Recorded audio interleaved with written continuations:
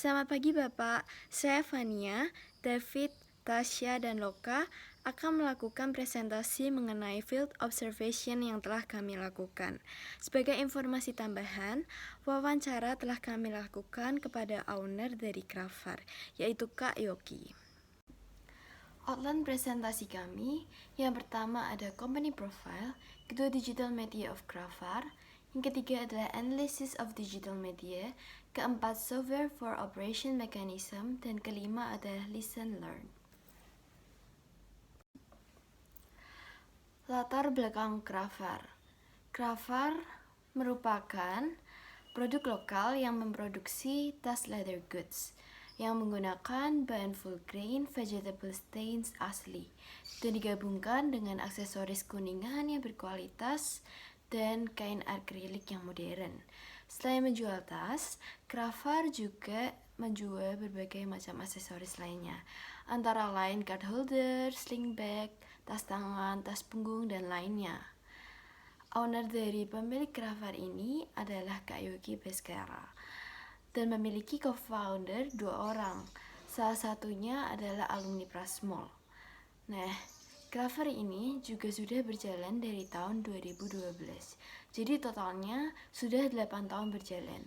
Dan ide ini ditemukan ketika owner sedang melakukan backpacking ke Italia.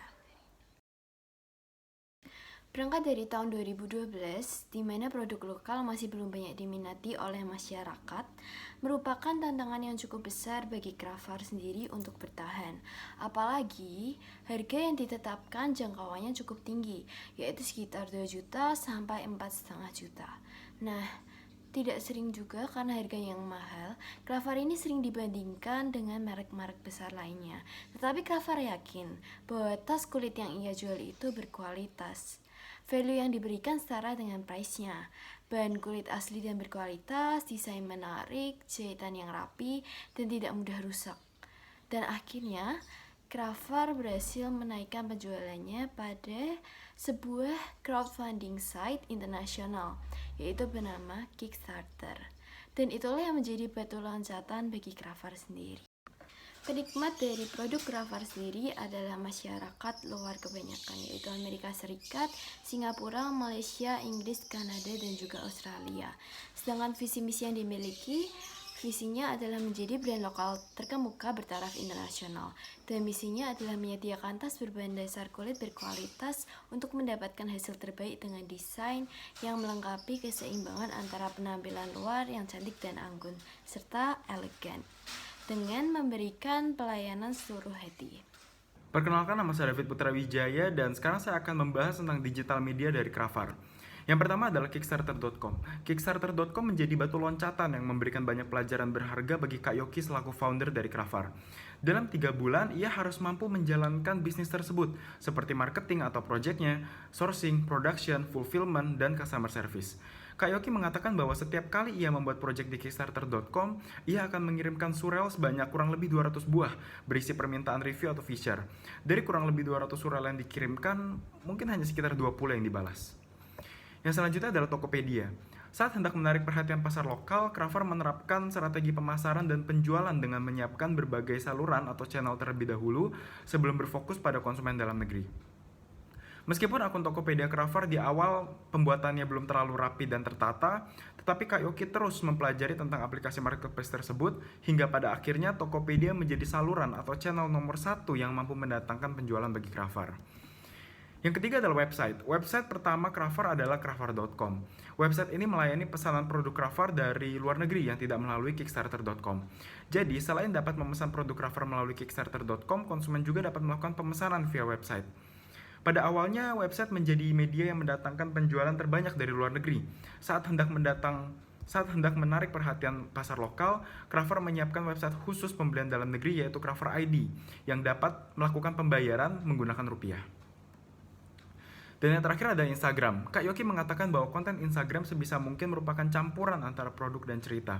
Instagram Crafar diciptakan unik oleh Kak Yoki supaya tidak ada kesan meniru brand lain. Mulai dari gaya caption, feeds, dan lainnya dibuat sesuka hati Kak Yoki tanpa ada aturan tertentu yang mengikat. Instagram juga menjadi salah satu saluran atau channel yang digiatkan oleh Kak Yoki saat akan berfokus pada konsumen dalam negeri. Instagram ini dikhususkan sebagai sarana pemasaran dan pemikat perhatian konsumen. Dan berikut ini adalah tampilan dari masing-masing digital media yang dimanfaatkan oleh Crafar. Berikut adalah kickstarter.com dan website. Lalu selanjutnya ini adalah tampilan dari Instagram dan profil Tokopedia dari Crafar. Oke, jadi selanjutnya kita akan memberikan hasil analisis kami terhadap Crafar ini. Jadi analisis dalam media digital seperti Instagram, website, SEO, Search Engine Optimization, blog, dan juga sebagainya.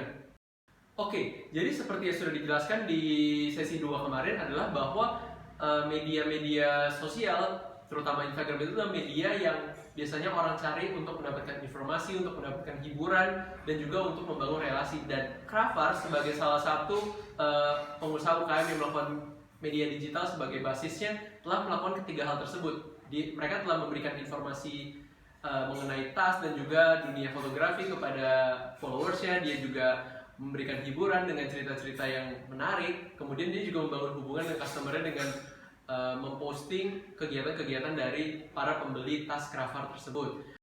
Kemudian dalam dunia digital marketing itu hal-hal ini termasuk penting, yaitu traffic, conversion, dan juga engagement. Dimana untuk meningkatkan traffic, Crafar ini sekali akan melakukan iklan melalui Facebook Ads Manager pengaturannya karena lebih detail dan juga bisa multi targeting. Kemudian untuk traffic selanjutnya bisa didapatkan dengan customer Crafar yang melakukan posting di media sosial dan kemudian bisa meningkatkan traffic Crafar itu sendiri. Untuk engagementnya, Crafar terus membangun hubungan dengan para pembeli yang telah membeli untuk bisa untuk meningkatkan loyalty customer dan juga meningkatkan engagement dengan membuat konten-konten yang menarik dengan gambar-gambar yang menarik dan juga wording yang menarik tentunya yang beda dari yang lain.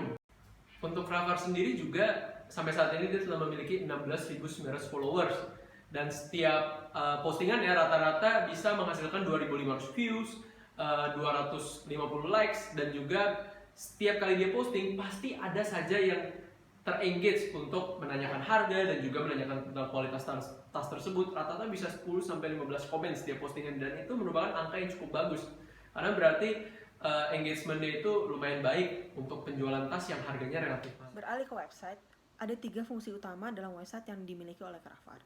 Pertama adalah information, di mana Crafar menyediakan informasi-informasi seputar brandnya seperti perjalanan, core value, dan juga design principles. Selain itu, Crafar juga mencantumkan jenis-jenis material apa yang digunakan dalam produk-produknya. Yang kedua, fungsi dari website yang Crafar miliki adalah marketing, di mana Crafar menjadikan websitenya sebagai tempat untuk mendisplay produk-produknya dengan mencantumkan foto, spesifikasi, ukuran, dan juga fitur-fitur apa yang ada dalam produknya. Selain itu, Crafar juga menjadikan websitenya sebagai tempat transaksi di mana dalam website tersebut pelanggan dapat langsung melakukan transaksi jual beli dengan didukung oleh pembayaran seperti Mastercard, Visa, dan debit bank atau bank transfer. Selanjutnya, fungsi yang terakhir adalah supporting, di mana Crafar menyediakan wadah bagi para pelanggannya untuk bertukar review dan cerita tentang produk-produk mereka. Setelah itu, Crafar juga turut menyediakan panduan-panduan seperti instruksi garansi dan juga perawatan produk-produk kulit yang mereka jual. Mengenai on-site search engine optimization dari website Crafar sendiri, mereka telah menggunakan judul yang sesuai dengan produknya, yang menjelaskan produknya, yaitu tas pria kulit. Kemudian untuk meta text-nya, mereka telah memberikan deskripsi konten mengenai produknya dan juga memberikan 3 kelebihan dari Crafar itu sendiri, dan itu merupakan hal yang cukup bagus. Untuk struktur dari URL-nya, mereka juga telah membenahi dengan kategori yang tepat. Kemudian untuk kontennya sendiri telah menggunakan gambar dan juga teks, di mana gambarnya cukup dominan sehingga orang tidak bosan untuk membaca kontennya tersebut. Dan yang terakhir adalah internal linking, di mana setiap kali mereka memposting sesuatu, mereka pasti ada link yang terhubung ke konversi, di mana ya bisa saja untuk bertanya mengenai harga dan juga langsung melakukan pembelian seperti itu. Selanjutnya untuk off-site optimization, Pertama ada directory, di mana Crafar pernah diliput oleh bestleather.com, salah satu directory untuk para penyuka barang kulit di dunia. Kedua, untuk related sites, Crafar juga sempat diliput oleh Inside Hook, yaitu salah satu media untuk pria-pria muda, di mana target market dari Inside Hook kurang lebih sama dengan target market dari Crafar. Selain mengandalkan peliputan dari media lain, Crafar juga mencantumkan websitenya di profil-profil media sosialnya seperti Instagram. Yang keempat, Crafar juga melakukan press release setiap adanya peluncuran produk baru yang dapat diakses dari Dropbox. Dan yang terakhir, Crafar juga sempat diliput oleh beberapa blogger-blogger di dunia. Salah satunya adalah Johanna Kusdadi, yaitu salah satu blogger yang berasal dari Indonesia. Untuk menunjang operasionalnya, Crafar juga menggunakan beberapa IT tools ataupun software lain. Pertama, di financial, Crafar menggunakan Microsoft Excel untuk membantu proses pembukuan dan juga pendataan inventory. Namun, proses ini masih dilakukan secara manual. Meski begitu, narasumber kami mengaku bahwa ia sedang mencari beberapa alternatif POS atau Point of Sales untuk mempermudah proses pembukuan dan juga pendataan inventory. Yang kedua, dalam marketing, Crafar hanya menggunakan beberapa fitur dasar editing pada Instagram. Hal ini dilakukan karena saat pengambilan foto produk, Crafar telah memperhitungkan pencahayaan dan juga angle-angle yang optimal sehingga tidak terlalu banyak hal-hal yang perlu diedit.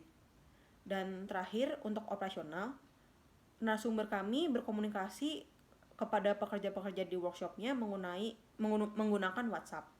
Hal ini dilakukan karena menurutnya aplikasi seperti Trello tidak cocok atau sulit diterapkan kepada sifat-sifat pekerjaannya yang pekerjaannya lebih dinamis. Dari analisis dan wawancara yang telah kami lakukan, kami dapat mengambil beberapa pelajaran untuk kami implementasikan ke dalam business development kami. Yang pertama mengenai Instagram iklan, yaitu menggunakan Facebook Ads Manager, karena target iklan yang dituju lebih detail dan sesuai dengan target market. Yang kedua mengenai betapa pentingnya foto, komentar, review, dan hal lainnya untuk mendapatkan exposure dari pelanggan. Dan yang ketiga adalah mengenai internet linking, di mana memudahkan konsumen untuk melakukan chat kepada admin dan juga melakukan pembelian. Sekian dari kelompok kami, terima kasih.